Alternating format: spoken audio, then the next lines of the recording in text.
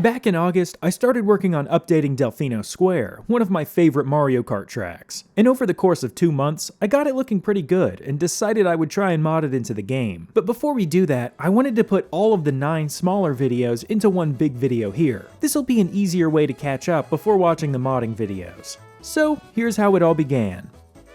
This week, I'm gonna see what I can do with Delfino Square from Mario Kart DS. I originally played it in Mario Kart Wii and absolutely loved it, but sadly it was never updated beyond this second version. We never got to see this little town evolve beyond its Wii rendition. Well, looks like it's time to fire up Blender and get started. But first, it seems we have a new Blender update, which has all kinds of fancy new lighting stuff for the Eevee render engine, so these renders should look extra nice. Also, they did that thing where they get rid of a bunch of vital features without offering ample replacement, so we're gonna have to do some experimenting to get things to work that used to just be checkboxes. Of course, the first thing I did was download and set up the model. After finishing the basic importing stuff, I've got to get a few alpha maps working for textures that have transparency, so I'm gonna go ahead and open up the shader editor in a different tab. I'm also just gonna go ahead and close these other ones, cause I've never opened them, and I'm honestly scared to at this point. So I duplicated the UV map editor, or as I call it, home. Then I switched it to the shader editor and plugged the alpha into the alpha input on the shader node. And there we go, this texture looks like it's supposed to. After I got all of those sorted out, I went ahead and joined the geometry together to make things easier.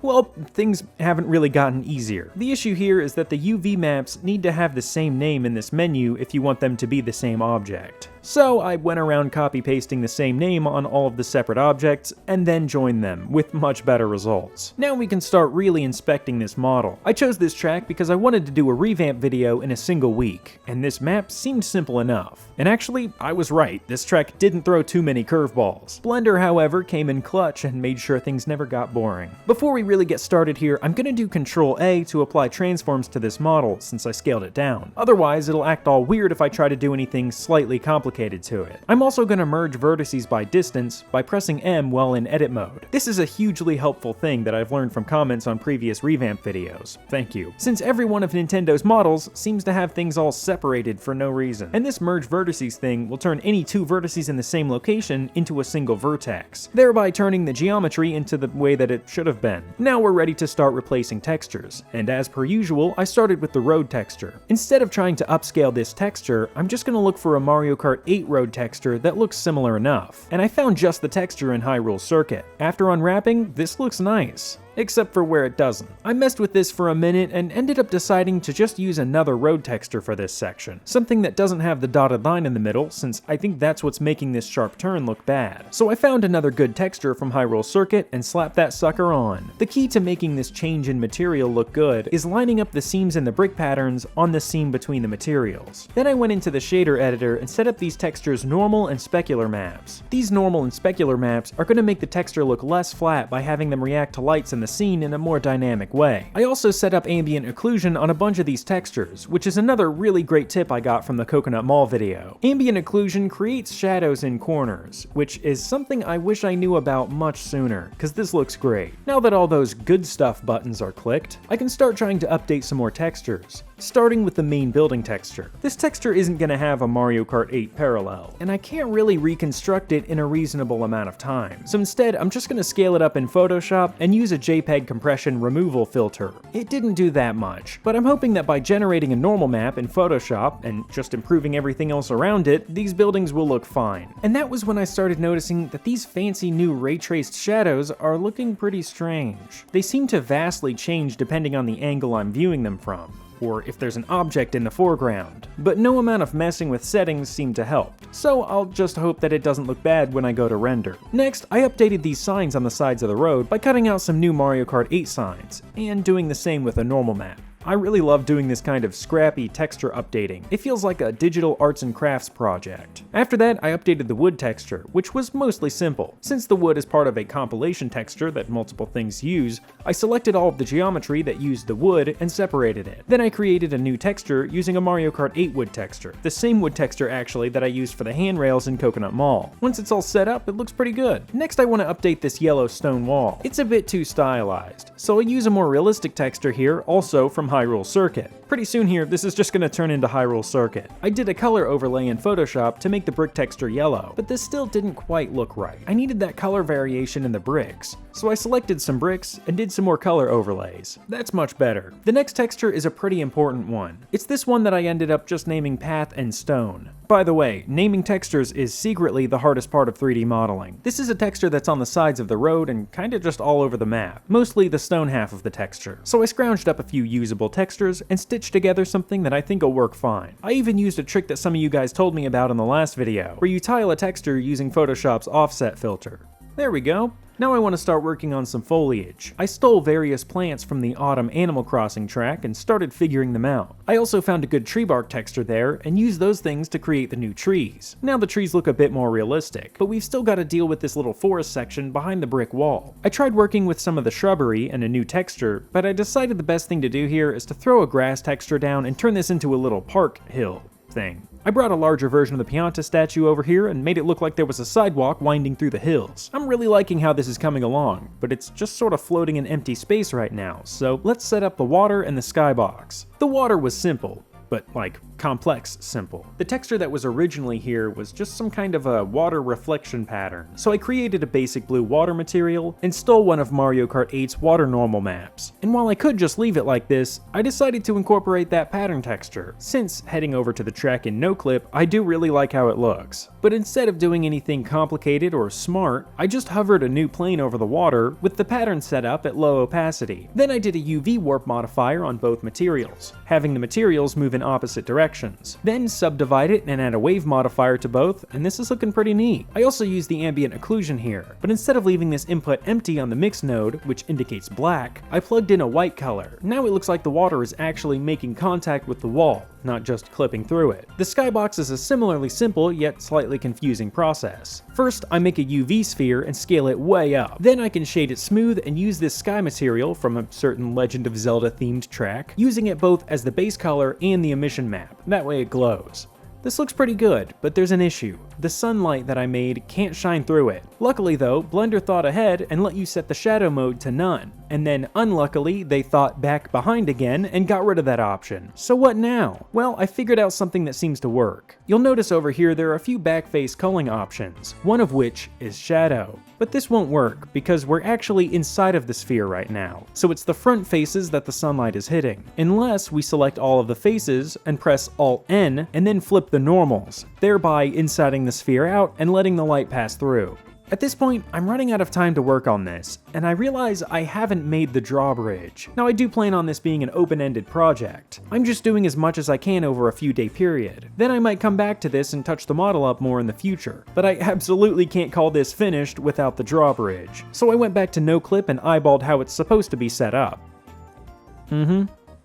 Yeah, so I don't think they figured it out either. But based on these components, I think I can piece together how it's supposed to work. I started by making a metal wheel on the side of each post. Then I made a bar that goes across on each side and cut them in half. Then I set up a wooden bridge and put the ropes going up to the bars. And after some playing with the different pieces, it seems like the bars should lift upward and pull up that half of the bridge with the rope. But the rope won't line up with where it's supposed to connect unless the bar slides back. I'm not sure about the mechanics or math on this, but the bars gotta rotate upward and slide back. Once everything was animated, I parented everything to an empty object. That way I could just get rid of this other unanimated half and duplicate this new one over. And I think that's about it. After a little polishing, I can get some renders. And here it is, my updated version of Delfino Square. Or at least my first rendition of it. Like I said, I think it'd be really cool to come back to this and see what another few days of work could do for it. And so I want to know, what do you guys think could use the most work here? What should I update next on this? So that's the end of part 1. Looking back, I didn't really update that much in this first part, and honestly, it just looks worse in some ways, especially the trees. But it was still lots of fun, and mostly about getting things set up. Let's see what I changed in part 2.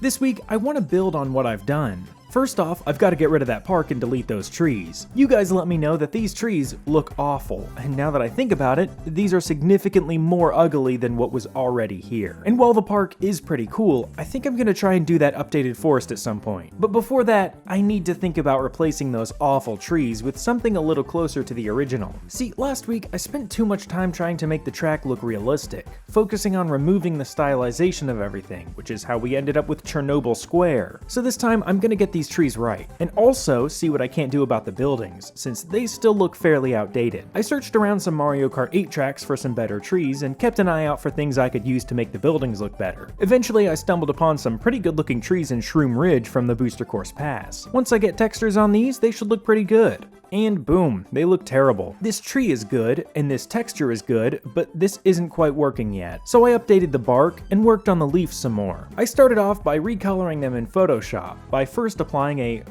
color overlay of yellow and an overlay color overlay of white to make it a bit brighter. This is still missing some depth. It just looks like a shape with a texture on it, not really a tree. I thought it might have been the way that the material tiles, so I tried using a different material, which actually did look slightly better. I went ahead and updated the other two trees to this point. I thought maybe by accentuating the geometry a bit, they might look better, but that didn't really help. And this new texture looks like vomit on shag carpet, so I went back to Photoshop and tried combining both textures. And no, this is not very good. So I went back to the original leaf texture and tried to make it tile a little better by getting rid of these dark areas, and instead having that other texture lie in the background, so I kinda did merge the two textures. And you know what? Maybe this is good enough. So I went ahead and placed these maybe good enough trees around and took a break from the whole tree nonsense. I decided to try and make the water look a bit more blue and colorful, which I like. Alright, now back to the trees. I need to figure out what's wrong with these. Let's check back in Animal Crossing Autumn. Looking closer at the trees here, I'm starting to realize something that could be seriously helpful. They all have a layer of leaves on top of the base tree.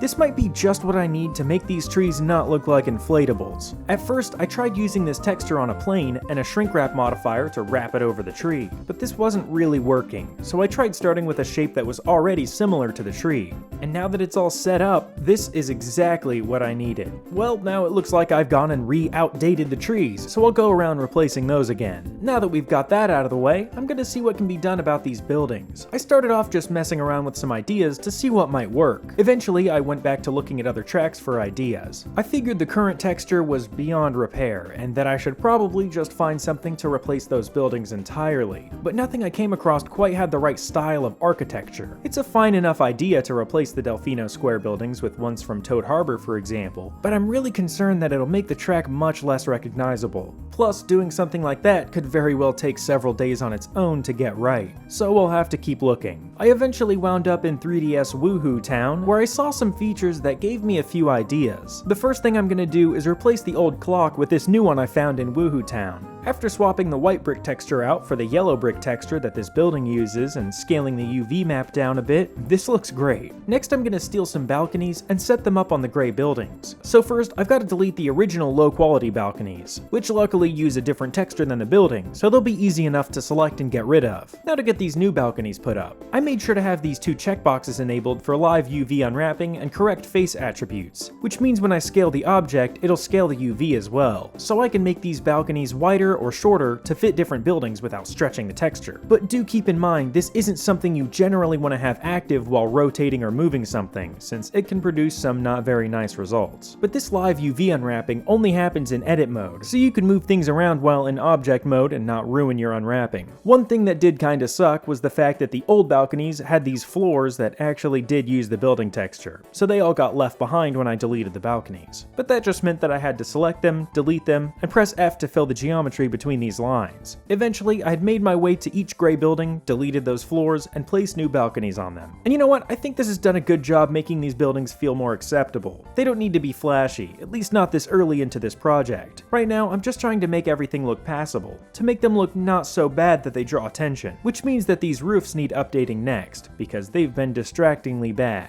I found replacement textures in Woohoo Town. The red one needed a little bit of recoloring, but the brown one was actually just about perfect. I'm not sure if I'm doing something wrong, but whenever I plug in a specular map, it's almost always unreasonably shiny. I usually have to run it through a brightness and contrast node or something to dial it down. But now that that's all figured out, this looks better. Another interesting fix was this yellow building part of the main texture. For some reason, the texture gets darker as it goes up, which looks really bad since it clashes with the actual lighting I'm trying to set up around it. So I had to neutralize this artificial lighting by selecting the top half of the texture, duplicating it, and doing a white overlay on it to brighten it up. Then I used a large eraser with low hardness and 30% opacity to blend this layer with the bottom half. Much better. But I still need something that pops out on this texture. Like literally some kind of 3D geometry to stick onto the face of these yellow buildings. I started out trying to place some of these windows and flower boxes from Woohoo Town, but the busy texture really fought me on that. So then perhaps a less busy texture is what I need. So I got a brick texture, recolored it, and gave it a go. After setting up a few windows, this isn't gonna work. I tried retexturing the windows, but that didn't do it either. At this point, I had to throw a Hail Mary and put a bunch of balconies on these buildings as well. I made sure to retexture these balconies a bit and have them at a slightly different scale. After these are spread around, it does look a little bit better. It's just something to add depth to the buildings and cover up that slightly outdated texture. And while I was in Woohoo Town, I saw a few other things that could really spruce up the streets of Delfino Square. So I retextured a bench and got some of those set up along the sides of the road. Then I found a couple of great leaf textures in Animal Crossing Autumn and recolored them. I started putting circles of fallen leaves under the trees, which looks pretty nice, but this main road needs more leaves than that, so I started setting up this texture. I honestly don't entirely understand this texture. I've never worked with anything like it. At first I thought it was some kind of circle or radius of leaves, but it turns out if you rotate the UV map 45 degrees, you end up with a wavy line of leaves, which is absolutely perfect for this road. It took a little bit of extruding with E to contour it to the uphill road, but it was definitely worth it. Another detail to really make this place look nice is a few lampposts. So I separated them from Woohoo Town and started getting them set up. I even put point lights in them to enable for possible nighttime renders. I still couldn't help but feel that these buildings aren't quite done yet. So I went back into Woohoo Town and took a few planter boxes to set up on the balconies of the yellow buildings. Now they're more detailed and slightly more differentiated. But that means that now I need to do something for the gray buildings. So I headed into apparently my new favorite map, Woohoo Town, and copied a few vines of ivy. I pasted them into Delfino Square and started separating them onto a set of presets that I can put up and modify from there. I took some care to make each building look a bit different, and have the ivy interact with the building in a way that makes sense. And there we go. It looks like that's all the time I have to work on this. I think this week has been really successful. I saved Delfino Square from those horrible trees, I made the buildings look a bit more passable, and I blew up the park and just left an empty field there because I'd never got around to making that forest. But I'd say this stuff is looking a lot nicer. I'm excited to move on to another area of the track, somewhere that hasn't gotten much attention, like the winding alleyways or the waterfront area. I've even got an idea for that forest, something that may or may not involve a sick shortcut through a forested park. But those are plans for another time. I hope you've enjoyed watching this, or maybe even learned something. Well, there's part 2. There were a good amount of improvements in this episode. I think this was the point that it really set in just how much time I could end up spending improving this track. Things like the trees and buildings started to seem pretty scary by this point, but I would address those things in part 3. Let's check it out. My original plan this week was to create a new version of the forest that used to be here, and a shortcut running through it. But before doing that, I want to make the trees look better. You guys said they could use some more orange color, so I used an inner glow of orange on the leaf textures. This makes the trees look a little less like blobs of yellow. I'm not convinced that these trees are perfect still, but I think that this is an improvement. With the threat of having to work on the trees any further still looming in the background, I was ready to start working on the shortcut. I deleted this grass plane since it doesn't actually connect to the buildings. The old forest was just something to look at from the outside, but this new forest is going to be more fleshed out. Now that this grass is sitting about right, I started making an entrance to the shortcut. I also planned out how the shortcut is going to work. It's going to be a dirt path, going right from this left turn, cutting through the park, and re-entering through this left turn. On either side will be 3D trees and some park scenery, and a flat image of a forest facing inward from either side in the distance. Then I'll have a couple of layers facing outward to keep you from seeing this shortcut from the outside at a bad angle.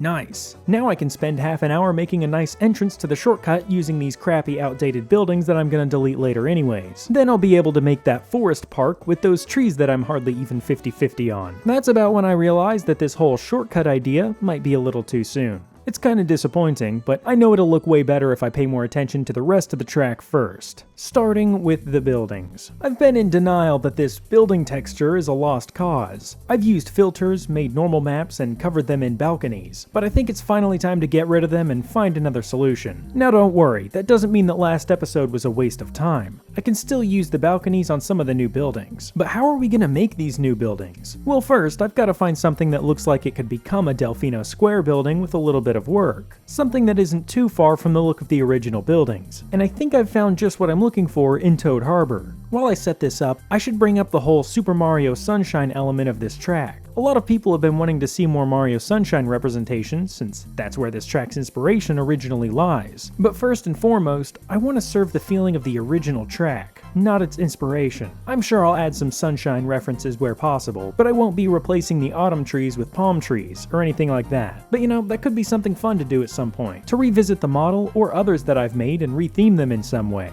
Anyways, I think this building's turning out pretty good. I'll need to make a gray building as well, and some different yellow buildings, since this piece is pretty inflexible with the protruding end segment. So I cut off that end segment, reused some materials, and changed the windows a bit. Now we can start fitting things together. One thing I'll do to make these buildings look better than the old ones is to keep them all level, because I don't know about you, but living life at a 26-degree angle doesn't sound any fun. But to keep the buildings level on a hill means elevating them quite a bit in this case. So I'll need to make a foundation block underneath the building, and I put some stairs on the outside too, so residents don't have to take the plunge every time they leave their homes. I'm gonna need some shorter buildings as well, so I made a short version of this gray building, placed it around, and made a yellow version too. It's important to note that the previous buildings were just a shape following along a path with a convenient tiling texture on it, but using actual separated buildings means I'm gonna have to mess with things a bit to make everything fit properly. While setting this area up, I decided to make some basic buildings behind the main ones. These rooftops should make this feel a bit more like a small city and not just a hallway of buildings. This is starting to look good. I unhid the balconies for a moment to see how they'd look.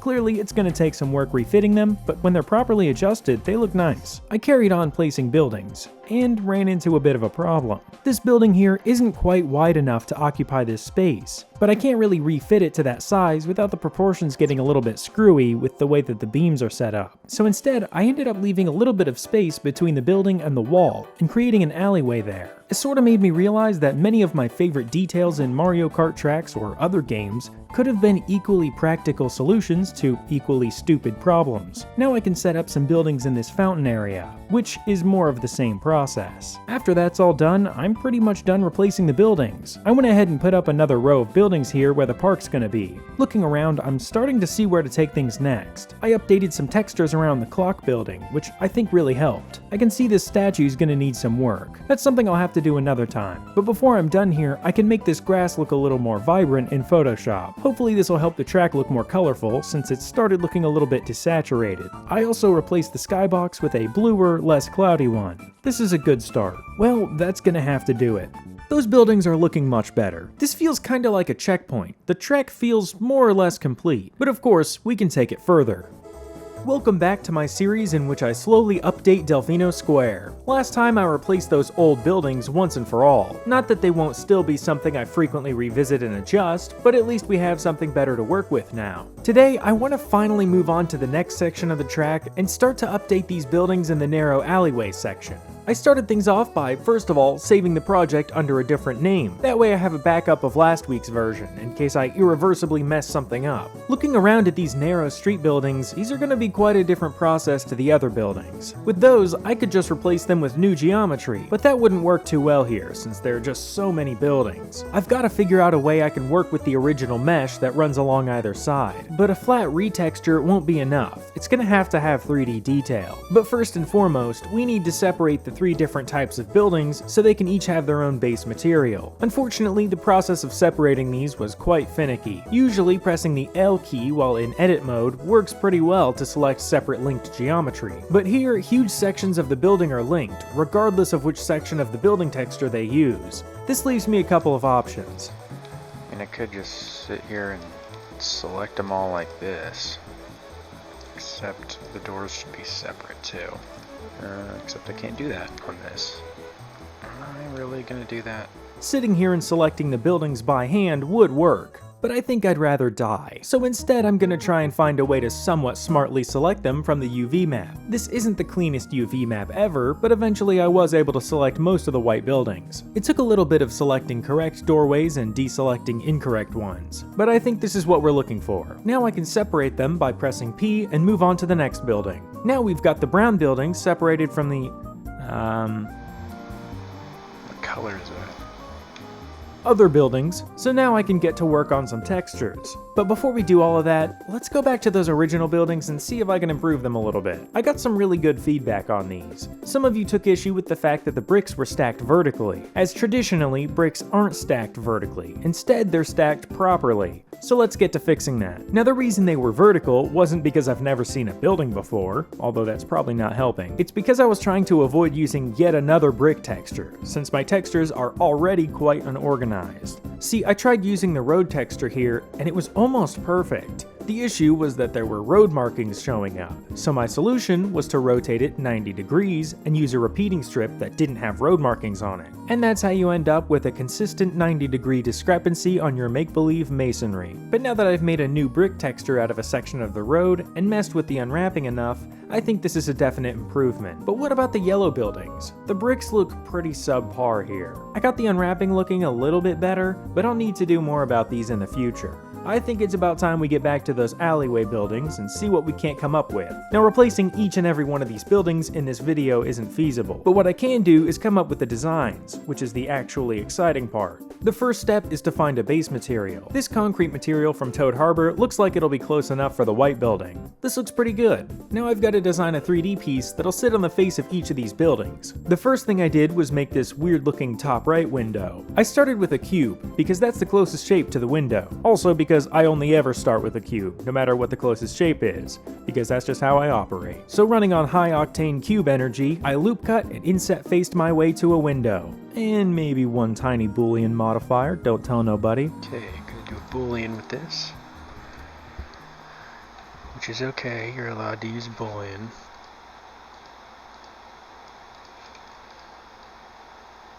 That's why boolean is bad. I put the sandy concrete material on the window and made a pitch black material to go on the inside faces. But this doesn't quite look right. There's no smooth shadowy transition. It's just an immediate void sitting externally on the building. Now I could use ambient occlusion, but that would mean creating a shadowy version of this concrete material that just sits on the inside of the windowsill. Otherwise, all of these buildings will have ridiculous levels of ambient occlusion. I tried having an emissive glow coming from the window, which looks pretty neat, but I think it's better suited for a nighttime render. Strangely enough, what ended up making this window look better was adding curtains on either side. I used the knife tool with K to cut some simple messy geometry onto the window, and made sure to have the curtains unwrapped so that they utilized the shadowy part at the top. Well, now we can get to work on the other windows. These were more of the same. Now, looking back, this is kinda hard to watch since this face piece ended up being something like 400 polygons, which is kinda concerningly high considering it'll be sitting on each and every one of these white buildings. But luckily, it's too late, so I don't have to worry about it or feel guilty. Now we've got a face piece that we can painstakingly move around to each building and tweak to fit the slight inconsistencies of them. I gave up after 30 minutes only got me this far. It doesn't look like it would take a long time to do this, but it somehow does. So instead of doing all of that right now, let's just design the brown building. The tricky thing here is the level of detail that I'll be trying to achieve on the texture. It's much easier to fancy up a single image of the front of a building, but when I'm trying to use a texture that tiles and is somewhat flexible, I can't necessarily just go drawing pretty designs on the base texture. I'll have to think about where things should go specifically on the image to end up somewhere on the model, because my windows are 3D, they're not on the texture. After I set up a sort of similar texture, I made a 3D version of the ledge at the bottom of the window, and these shutters being swung open is going to help add some life to the front of the building. I used a basic square image window, and this is looking pretty good, but it's a bit bland. It needs some of those fun, vibrant accents that the original texture had, so I found the bricks that sit below and above the windows, brought in some of those bright colors from the original texture, and began painting bricks with color overlays. This definitely adds some fun to the texture, but it's a bit Tetris-y. But what ended up looking really cool was just painting some little dots next to the bricks. I think this is gonna work, but now the white building texture just looks so plain in comparison. It's pretty much just a single tone color palette material. So I got some other materials that had some weathering that I could comp onto the original material in a way that would be consistent on each building building face. Now that looks much better, but there's one building left to update, the one that I don't know how to describe it. Gray, pink, copper, I don't know what that is. I started by coloring a brick texture and adding some of that weathering to it, but I accidentally ended up with a medieval castle look. So instead, I just did a color burn gradient at the bottom of the texture. That's more like it. But this texture's gonna be a little boring without something else going on. So I took this weird looking part from the original texture and put it across the top. With the roof on, this looks pretty cool. But it's currently a bit of a dungeon with no means of letting light in, so let's put up some windows. I started with some basic windows from one of the yellow buildings, but if I want to be true to the original version of this building, I should have some little cloth roof things over the windows. So I modeled them out of a cube and used a texture from Toad Harbor. These are really vibrant. So vibrant, in fact, I had to throw them into Photoshop and wash them out a bit. Not usually something I have to do. But now, I really like these. I think this is gonna look great when it's all set up. Except something happened over here. I think this was a good first step into the narrow street section of the track. I know I didn't do anything with the shortcut idea, but I will get to that at some point and design it in a way that doesn't make the normal route feel obsolete. By this point, I was glad to finally have the alleyway buildings figured out, but I knew I'd have to get back to work on those trees. Last week in Delfino Square, I worked on designing the alleyway buildings and came up with something pretty cool. But now, I think it's time to take on those dastardly trees once again, as well as attend some recent feedback. I went ahead and separated the tree and pasted it into a new blank project, where no one can hear it scream. Okay, I'm not gonna murder the tree. Instead, I'll experiment a bit with some different ideas that might make these trees fit better into my scene. Before I can start fixing the tree though, I need to identify what's wrong with it, because it doesn't necessarily look bad, it just doesn't look right. It's sort of at the crux of the confused identity of this new version of the track I'm creating. I'm going for the sort of cartoonish realism of Mario Kart 8's base game tracks, but finding where the cartoon ends and the realism begins can be very tricky. The tree I'm currently using has a stylized cartoony mesh, but has textures that attempt to be realistic. But it's important to note that nothing I use in this track needs to be 100% stylized or 100% realistic. I just need it to be consistent and cohesive. So using a 10% realistic mesh with an 80% realistic texture is going to end up looking wrong. My first idea was to play into the style of the traditional Mario Bros trees, with the color banding and simple geometry, but I stupidly used the same leaf texture that caused issues on the other tree. Now I think this could have worked with a more stylized texture that looked less like clear identifiable leaves. But I still had another idea. I could use a tree from another game entirely, one that's already closer to how I think the trees in this track should look. And eventually, I stumbled upon something from Splatoon 3 of all games. This tree right here could be just what I need, since it's already firmly on the realistic side of cartoony. It took a little bit of work to recolor it, but this makes for a much less confused tree. It also makes for a much more taxing tree, so I worked a bit to bring down the polygon count by deleting some of the branches on the inside that don't really add that much visually. I also brightened up the trunk a bit, and I think we've got ourselves a pretty good looking tree. Now I could come back and see what a more stylized tree would look like as well. Let me know if that's something you want to see in the future. And you know, there's already a ton you guys have suggested in the recent past, so let's get to some of that. First, let's resize the alleyway bricks a bit.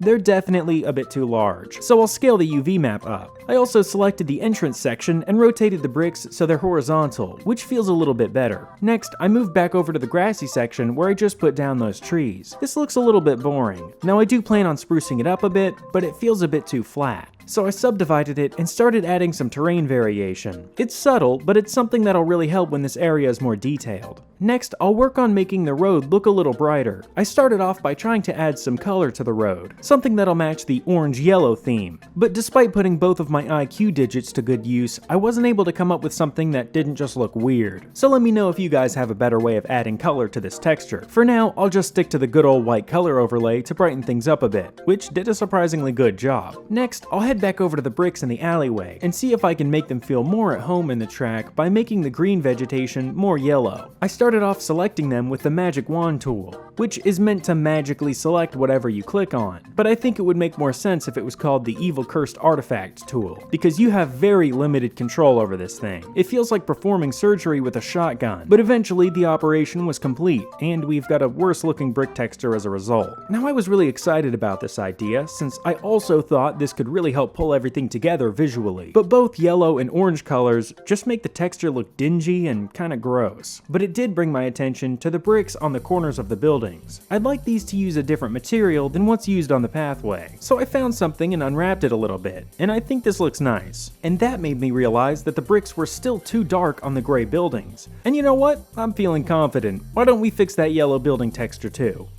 Nah, nope, no way. Okay, well maybe another time. Let's get that old texture back on there. But the gray building wasn't the only one that was too dark. There's also the brown building. So I did another overlay, and now it's looking a lot more vibrant. While we're over here, we might as well add some variation to some of these windows. I went to a couple of them and shut the shutters, which was pretty easy because that's what shutters are made to do. I tried marginally speeding things up by selecting both and using individual origins to shut both at the same time. But I ended up with some kind of advanced machine thing. Well, I think that's good. I'll probably replace this old shutters texture eventually, but they work fine right now. Let's move over to the white buildings. One thing I can do to make these buildings less plain is to change up the texture on the windowsills. I found something decent and decided to try and optimize these windows too. I started by deleting the back faces, which I should have done before, which cleared up 45 faces. I spent a while trying out different methods of optimizing these needlessly complicated windows. Dissolving faces did lower the polygon count, but triangulating them again to make them make sense just brought it way back up again. For now, I'll just leave these as they are and wait until I have a better way of doing this. But something else I can do to improve these white buildings is adding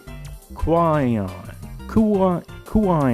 which I was totally already gonna add. These are basically just some bricks on the corners, so I added the edges of a brick texture to the edges of this building texture. It took a whole lot of unwrapping, but that's something I should make sure is done anyways in case I want to add more changes to this texture in the future. And there we have it. After updating the windows again to match the bricks on the corners, I think this is pretty nice.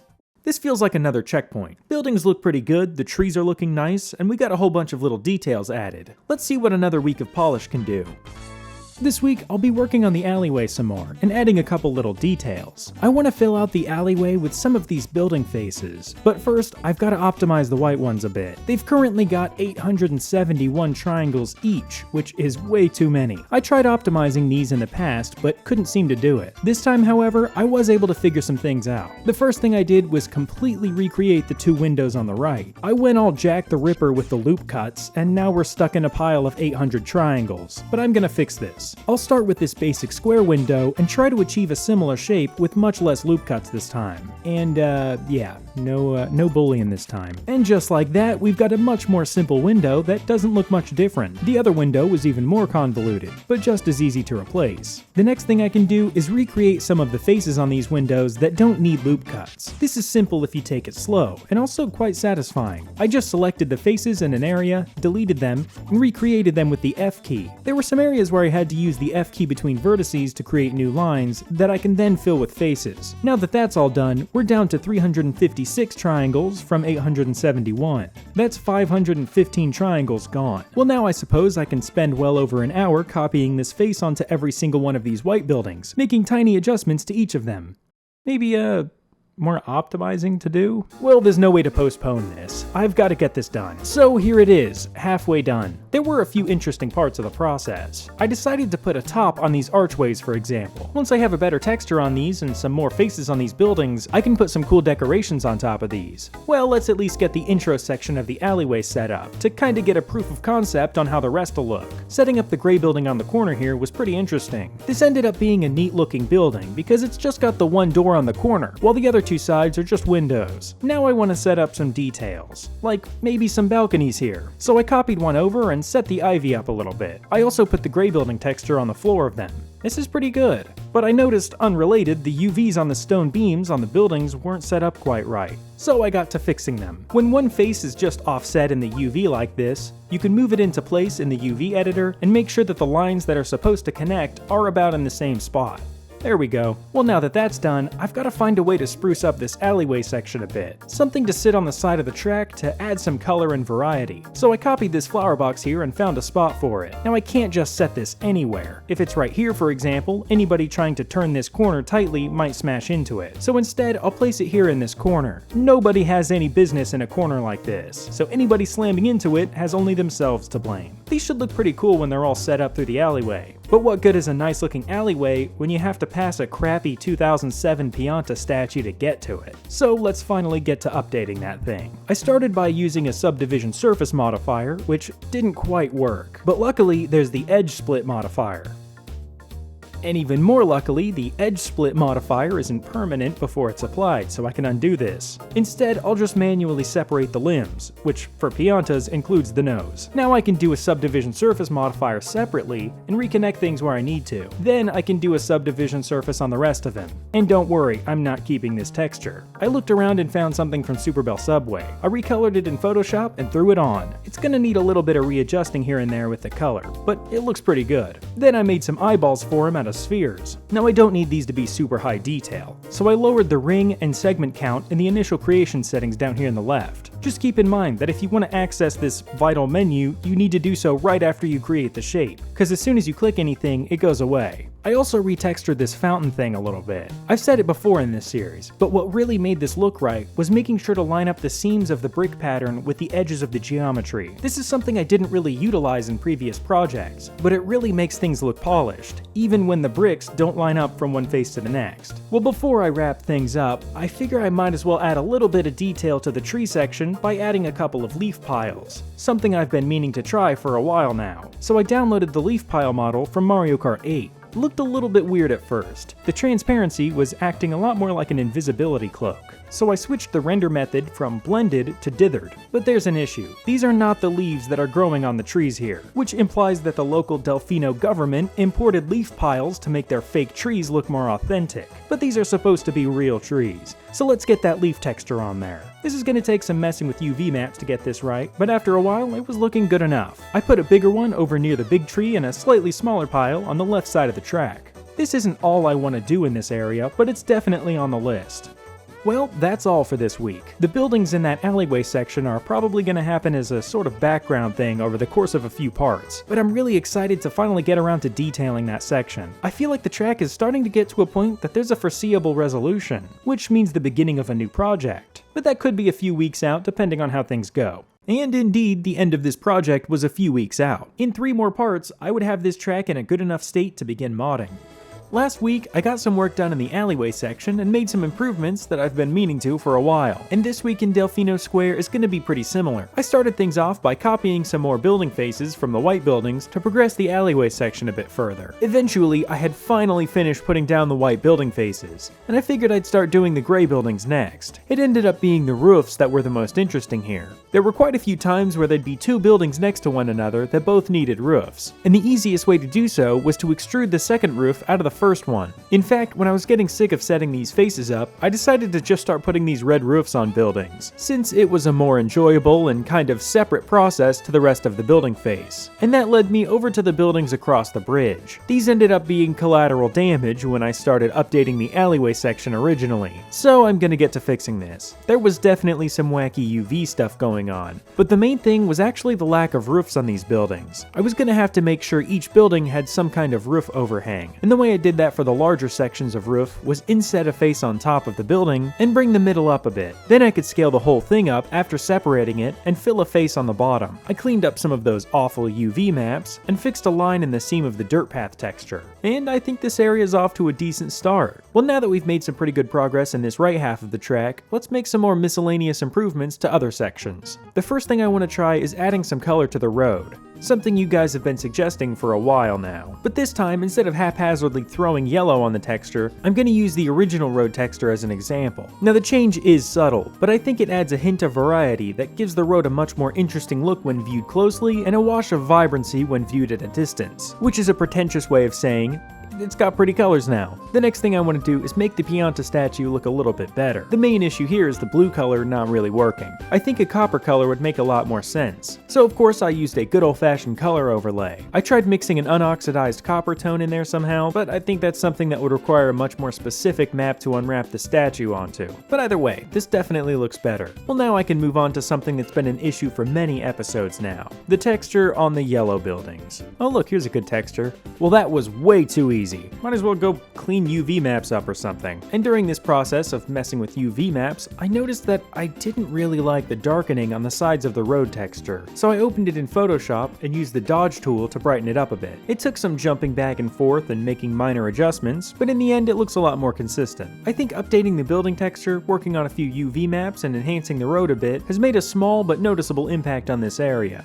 Now I want to do more here, but let's get something started real quick. For a while, I've alluded to the idea of a shortcut running through the park, and even have the beginning of an entrance, but I haven't really fleshed the idea out very well. So I spent a minute and modeled a road that could be the basis of the shortcut. Now I made sure it swings out a decent bit so as not to cut too much time off, and I think it could be a dirt path, so that it only makes sense depending on your vehicle and power-ups and whatnot. Plus I'd also like this to be a more dangerous path as well, maybe an enemy or two, or some patches of mud that would require a mushroom to boost through. This isn't a commitment to this design, just me putting forth the idea and seeing what you guys think of it or might change about it before moving on with actually making it. Well, that seems like a good enough idea to work with. The next thing I'd like to work on is actually over by the trees. Don't worry, I'm not changing them again. I kinda didn't really finish updating them before, actually, because while I did put down some leaf piles, I never updated the scattered leaf textures on the ground. So I got those textures open in Photoshop and started updating them. And once I got the scale right, this looks pretty nice. But they're kinda clipping through the ground pretty bad. Cause remember that cool thing I did where I gave the terrain some variation to make future details here more interesting? Well, I can't say I was wrong, this is pretty interesting. But to make it also make sense and not look super glitchy, I used a shrink wrap modifier on these leaf circles. I also made sure to inset some faces on the circles to give the shrink wrap modifier sufficient geometry to work with. And I had to set it to snap onto the outside of the surface, not on the surface. Well, now that that's sorted, I should also update the texture of leaves that runs along the roadside. Again, the tricky thing here was getting the scale of the leaves right. And actually, I had to completely change how the texture works by having it be a basic vertical tiling strip rather than whatever kind of crazy diagonal wizardry the old one was using.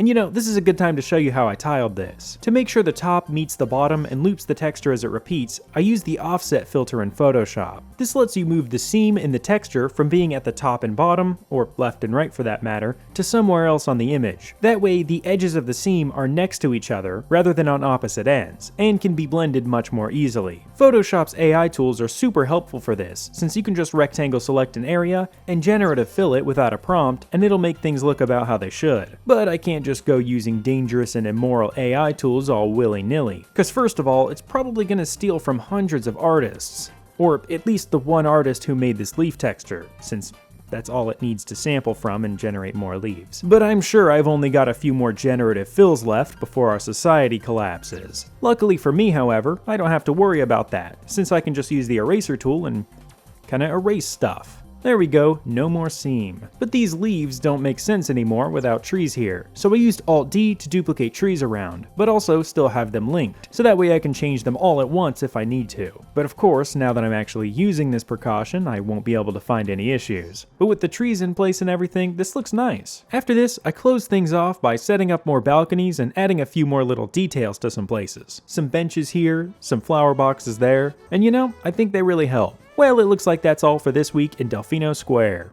Well, that's part 7. Some more details added and little issues ironed out. The ironic comment about AI came out a little aggressively and weird, but I just found it funny when people would warn me against using something like a generative fill in this context in previous revamps. The word roof also came out completely correctly, and I don't know what you guys are implying. Anyways, part 8 made some pretty big changes. Let's check it out. Last week in Delfino Square, I made some progress on the alleyway sections, fixed some things at the start of the track, worked on the roofs, and proposed a design for a shortcut running through this section of the track which I want to turn into a forested park. But this week, that's going to change a bit. See, after thinking, I came to a solution that works for me. Hopefully it works for you. So here's the idea. Instead of trying to incompetently modify the layout of the track and end up ruining its functionality, I rethink this section of the track entirely without making changes to the gameplay end. Okay, so what does that mean? Well, what if you didn't need to take some alternate pathway to explore the forested park? What if it was on display on the main path? The only thing in the way are these buildings on the right, which can easily be replaced with a railing. As I'm selecting everything on the right to join and then hide, I'm slightly concerned that too much of this track's identity is predicated on fast, narrow alleyway sections, and removing a considerable section of buildings on one side will make things feel too open. But there's still this left path here, and I think the next section by the water is still very building-y. Now that this stuff is all separated, joined, and hidden, I can start setting everything up. I line the grass up a little bit better, since that'll be a lot more important now with it being visible and all. I'll start off with the railing. Now that the buildings are gone on this side, I need something else to keep players on the track.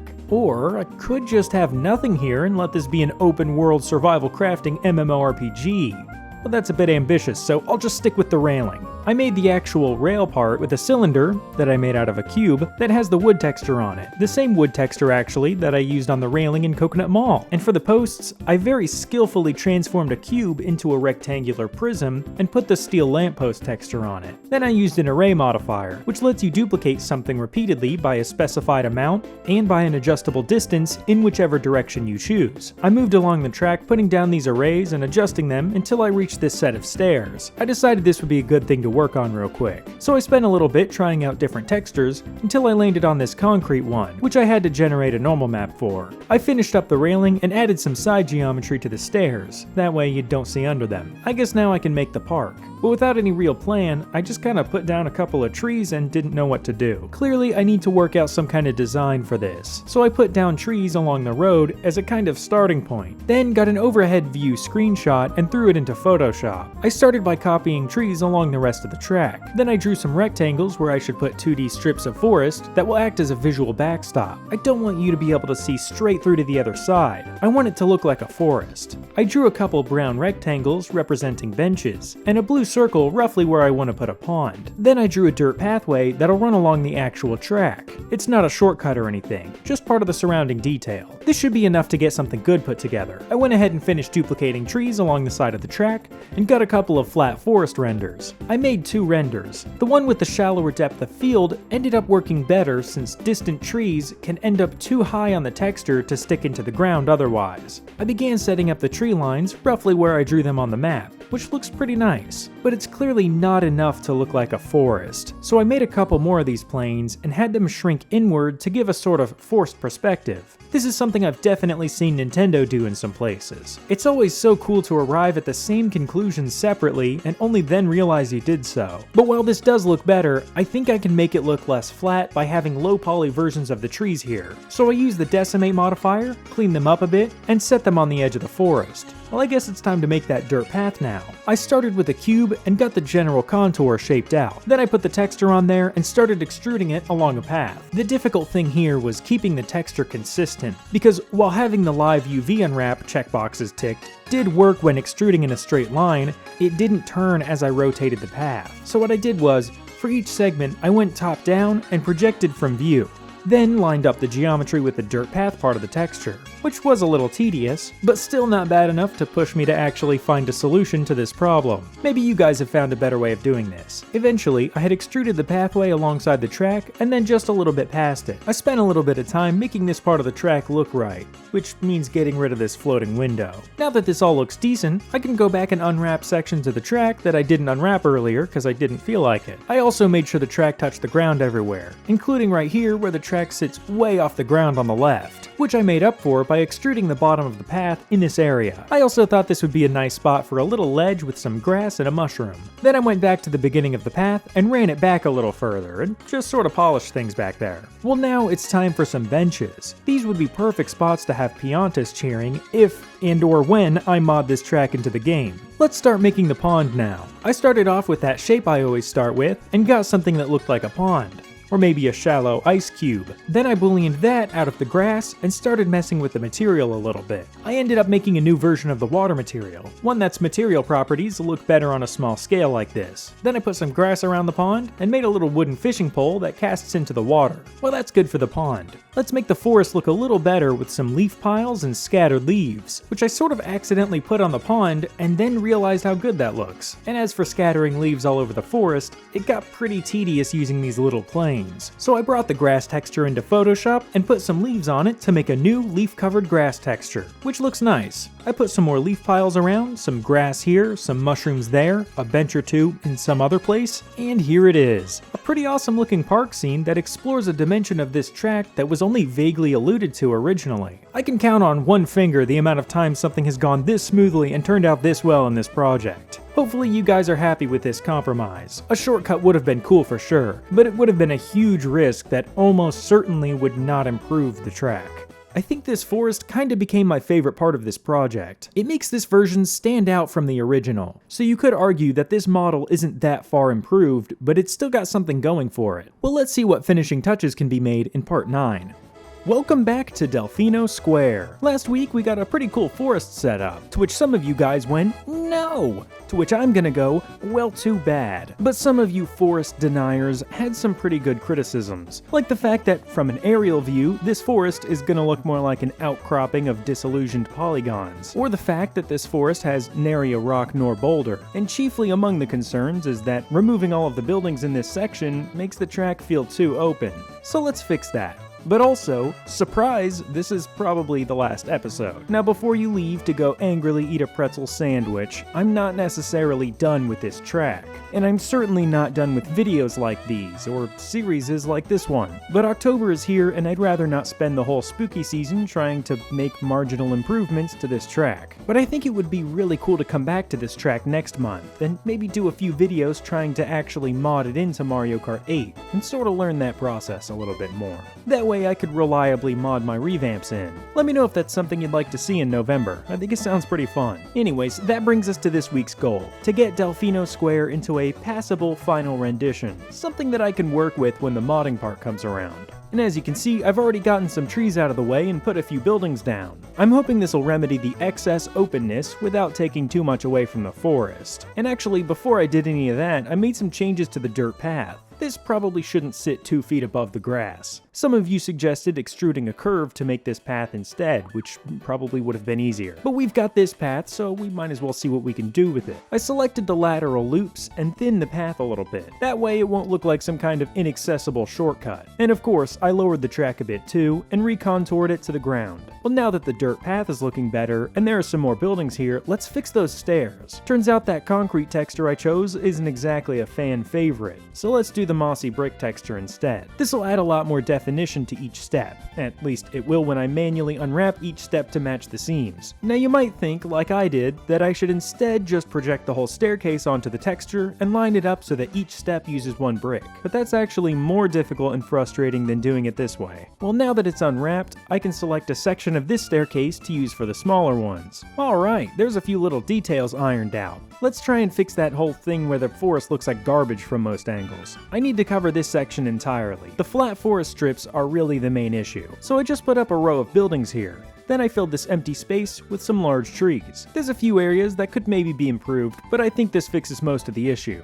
Next up is the rocks. I got some from Hyrule Circuit, brightened the texture a bit, added some moss, and got them all set up. Well, now I can go ahead and get a render from the track perspective. I should have done this last episode, since this is pretty much the only angle the forest looks good from. Well, now we've really only got one thing left to do. Set up the rest of the building faces. I started this back in part 4, and here in part 9, it's only like 60% done. So there's gonna be quite a bit of boring moving stuff around to do. I'd love to keep working on this track for 15 or 20 parts. There's all kinds of details I still want to add, and maybe I will add some of those in November. But we're coming up on week 10 of working on this, and I think it's best we find somewhere to wrap this up. But don't worry, this is just the beginning of these kinds of projects. Seeing how much some of you enjoy tuning in every week really makes me want to focus on this. But that does mean moving on to new projects and learning from previous ones. Like for example, I think I need to pick something smaller next time. Maybe do some battle courses or something. Projects that will hopefully be easier to plan and keep relatively clean. And by relatively clean, I mean the project will be smaller, therefore the mess will be smaller. So relatively, it'll be clean. I actually have a battle course in specific that I do want to revamp this month. Something that fits the spooky theme and should be very fun. Looking back on previous years on my channel, I want to capture as much of that essence as I can in this type of video, but that's going to take some experimenting, so bear with me. Well, there we have it. The building faces are finally on at last. Now I don't want this to feel like an unsatisfying ending to the track. because it's not over. That's right, you heard it from me. Next week, I'll be uploading the first part of a sort of follow-up series in which I mod this track into Mario Kart 8. I'm really excited to learn the ins and outs of Track Studio. I want to set up the lighting, the in-game assets, camera stuff, and pretty much anything else I can do to make this track feel legit. Well anyways, I hope you enjoyed this first half of our journey through Delfino Square. I'll talk to you later. Thanks.